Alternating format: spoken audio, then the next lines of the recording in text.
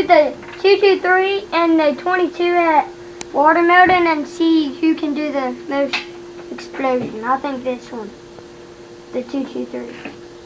And on this one, I'm going to shoot the right one. And on the 22, I'm going to shoot the left one.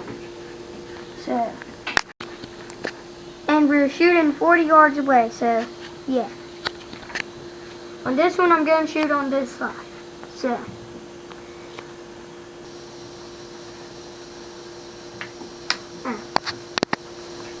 three, two, one.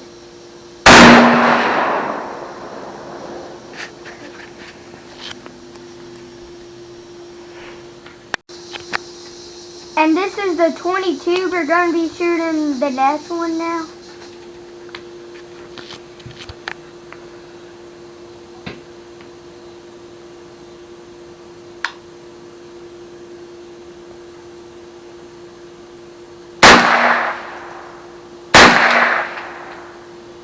I'm right on it.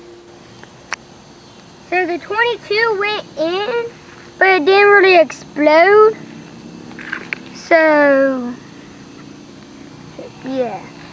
It exited, but it didn't explode. And now I think we're going to shoot the 223 at it.